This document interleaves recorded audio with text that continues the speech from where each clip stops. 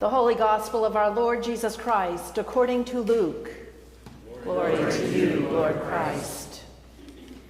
When some were speaking about the temple, how it was adorned with beautiful stones and gifts dedicated to God, Jesus said, "As for these things that you see, the days will come when not one stone will be left upon another. All will be thrown down." They asked him, "Teacher, when will this be? And what will be the sign that this is about to take place?" And he said, "Beware that you are not led astray, for many will come in my name and say, 'I am he,' and 'the time is near.' Do not go after them.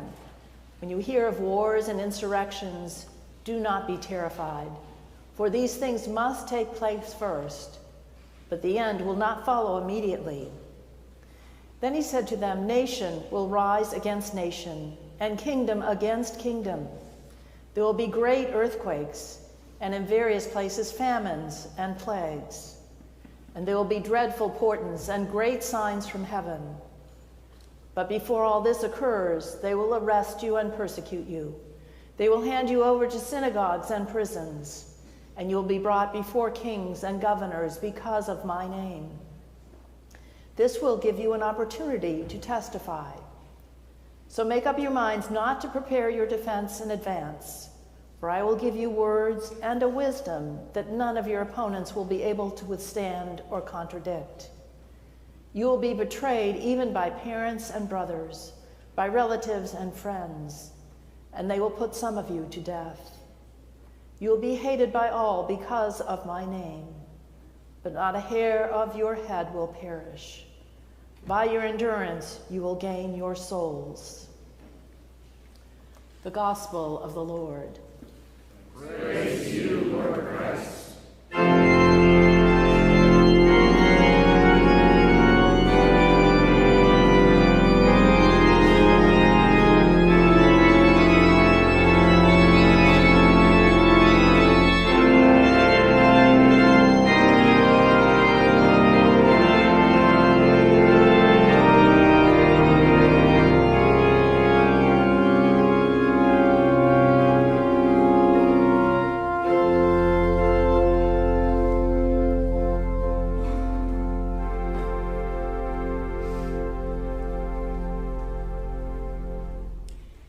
In the name of God who loves us, God who once walked among us, and God who spurs us ever on. Amen. Amen.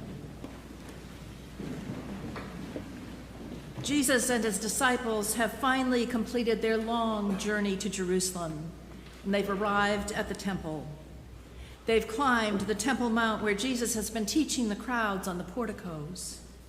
They hang on his words, but the religious leaders are growing increasingly hostile, and they're ready to have Jesus put to death. As the scene opens in today's gospel, Jesus turns his attention from the crowds to the disciples.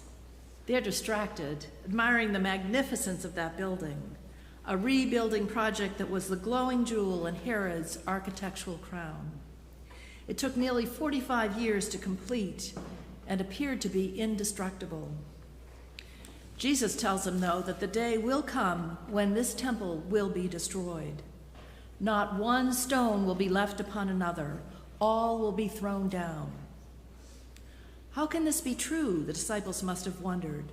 This temple is so well built, enormous stone laid upon enormous stone. Besides, it's the place where God dwells. It's the center of the Jewish community. We come here to worship, to offer sacrifice and offerings of thanks. We come in to gather and to teach and to learn. Without this temple, how can we be the people of God? Indeed, the Romans did destroy Jerusalem and tear down the temple in the year 70, not even 40 years after Jesus' prediction. The temple was destroyed, and Jerusalem left in ruin, a virtual ghost town for nearly 30 years, wild animals running through the ruins. The temple was never rebuilt.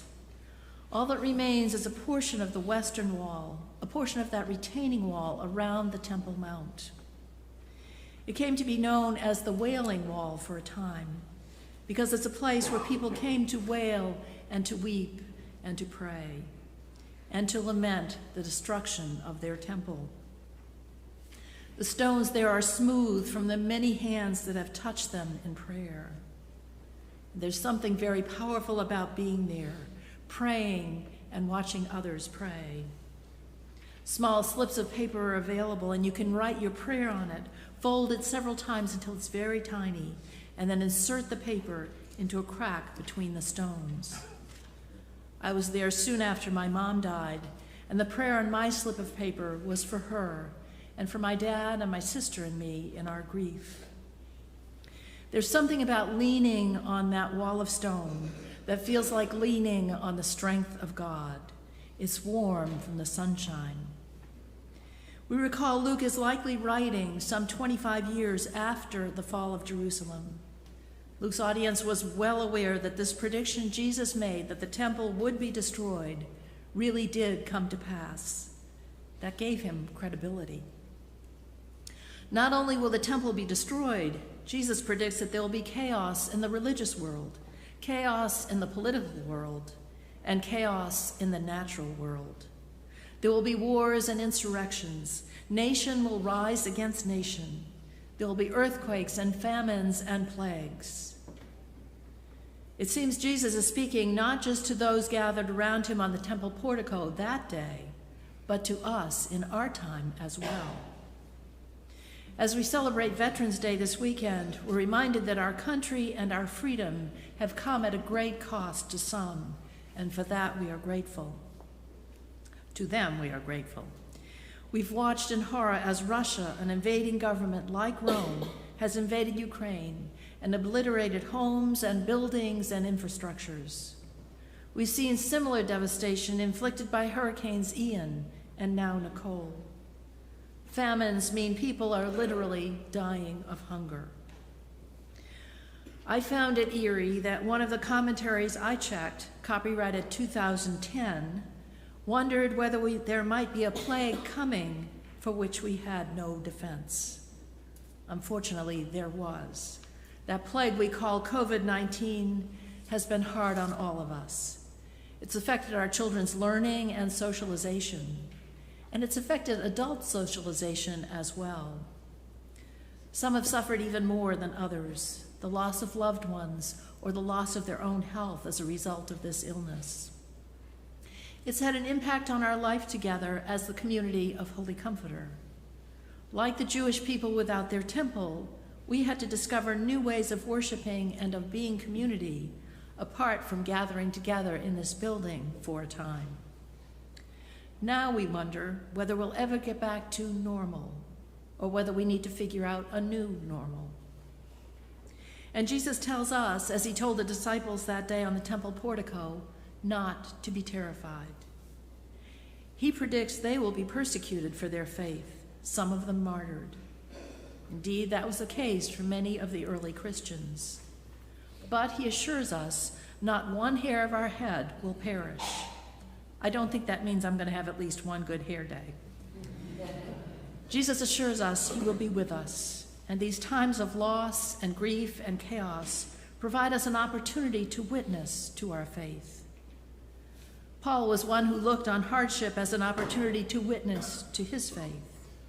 A companion of Luke's, Paul was arrested and persecuted and handed over to synagogues and prisons and brought before kings and governors.